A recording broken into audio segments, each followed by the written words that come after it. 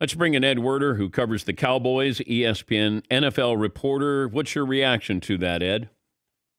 Yeah, I think, good morning, Dan.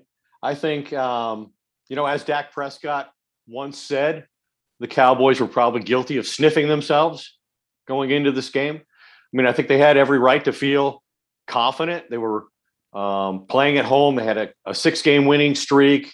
Dak Prescott was returning. They were averaging 40 points a game at home. They're playing a Broncos team that's lost 4 out of 5.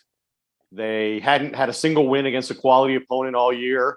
And, they're coming off a week in which they're going through the upheaval of wondering if the front office threw their season away because the new GM there, George Payton, traded Von Miller, the greatest defensive player in franchise history. And so there were all kinds of questions about the Broncos and very few about the Cowboys. And then Dak Prescott came out and had one of the worst games of his career. His completion percentage was he came in as leading the NFL in completion percentage. This was the lowest completion percentage game he had since he was a rookie against the Giants in a game that ended an 11-game winning streak. And what he did yesterday ended a 6-game winning streak. Sometimes we look at a loss and it's a standalone loss, but are there things there, and you're playing in an easy division or an easier division, and I don't know if there's no sense of urgency here, but is this an aberration, or do you think there's something a little more to this? Yeah, I think until proven otherwise, it's an aberration, but they still have to prove that this is a standalone bad performance and ugly loss. It's up to them to demonstrate that. We reserve the right to reevaluate and change our opinion. Right now, I still think I went into the game thinking the Cowboys are one of the best teams in the NFC. I still think they're one of the best teams in the league.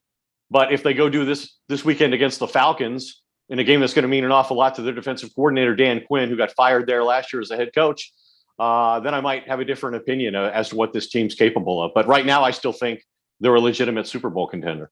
When did you realize it was not going to be Dallas's day? Well, I thought it was an odd decision. We've seen Mike McCarthy follow the analytics and be very averse to field goals. And he didn't take one on either of their first 2 possessions, which the Broncos interpreted as they took offense to it. They thought it was arrogance on the part of the Cowboys. And, Teddy Bridgewater and all the other players that you spoke to after the game made the same point that motivated us. We were pretty upset by that. And they did score 10 points immediately after the Cowboys failed on 4th down, 4 different times in the game, the most in 20 years that they took that chance. Sometimes they were forced into it. But I just think it was a bad day and there were a lot of weird things that happened in the game to their detriment. I mean, they start the game with a 54-yard kickoff return by Tony Pollard. So they're on the Broncos side of the field to start the game, and they don't score with it. And, then they get an interception by Jordan Lewis that's negated by a Trayvon Diggs penalty. And then they have the block kick to start the second half, and the Broncos end of the field, and they don't get the ball in a situation that almost never happens. I mean, the rookie Nashawn Wright is kind of the modern day Leon Lett for touching a ball that could have been the Cowboys if they just let it alone. And you can't really expect a rookie to know that and make that decision when the ball bounces up in his face. He doesn't know where he is relative to the line of scrimmage. I totally get that. But that was just a confluence of odd things that happened. And they didn't benefit from any of them. And so you kind of got the sense it was that kind of day. I would say relative to the bite you play to open the press conference, Dak Prescott, he said something similar in that, hey, sometimes you come off a win like we had in Minnesota with your backup quarterback. You think you could just roll out there and get it done. And so I think that tells you everything about the level of overconfidence that they had. And, it seemed to me they cared a lot more about playing well in the last 5 minutes when they were trying to avoid the shutout than they did when they were in the previous 55 minutes when they might have been trying to win the game. Can Dallas outcoach other teams? I don't know. I think Mike McCarthy is questionable in terms of some of the decisions he makes in terms of game management. I think, Kellen Moore, the offensive coordinator, has demonstrated that he's a really creative play caller and knows how to use their personnel and create favorable matchups. And same for Dan Quinn.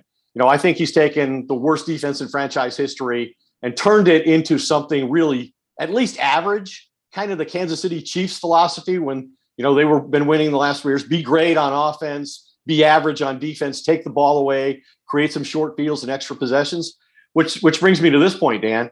They had 10 straight games where they created multiple turnovers. In the last 2 weeks, they've created no turnovers on defense, and they scored 20 points one week and 16 points the next week. Where do you think the Cowboys rank in the NFC hierarchy? I tend to think they're probably not as good as the Rams, and they'll get to play the Cardinals, so we'll see that matchup. I don't think they're probably as good as the Cardinals. I covered the Cardinals at Tennessee, and I thought they were really impressive in the best game I'd seen Kyler Murray play live. I think they're probably somewhere around where the Packers are. They're probably third or fourth. But one interesting thing, you talked about this being an aberration, and again, I think it is. The one interesting thing to watch is the fact that Vic Fangio and Brandon Staley, the Chargers' first-year head coach, they coached together on defense in Denver until Staley got the job. And they have a shared defensive philosophy. And yesterday, Fangio said, I just don't think a lot of teams played the Cowboys the right way. And so that bears watching from the standpoint of the Cowboys won when they played the Chargers at San Diego or at Los Angeles in the second week of the season, but they only scored 20 points. That was the fewest points they'd scored in any Dak Prescott start. And then yesterday, facing many of the same defensive challenges from Fangio, they only scored 16 points. So maybe there is something of a blueprint out there. Dak, when asked about it after the game, said, I hope everybody, plays us the way these two teams have played us. But the facts speak for themselves. They didn't handle, the coverage is being disguised. They didn't get blitzed. They make a living off getting blitzed and making big plays. They took that away from the Cowboys. And again, Dak had a really bad day throwing the football, and he didn't get help from his receivers who dropped a lot of passes. So what is that blueprint? The blueprint is play two high safeties, change the look at the right when he's making his pre-snap read at the line of scrimmage, get four-man pressure, don't blitz. The Broncos blitzed was the fewest blitzes that Dak had seen all year. He'd been one of the most blitzed quarterbacks in the NFL. So get pressure with four and disguise coverages, play coverage, and take away the big play. That seems to be what the Chargers, who had success, even though they lost the game, and what Vic Fangio did yesterday. Great to talk to you as always, Ed. Thank you. Thanks for the invite, Dan. Clean the desk, will you? Oh, no, never. Adding more tchotchkes here, not less. That's Ed Werder, ESPN NFL reporter covering the Cowboys.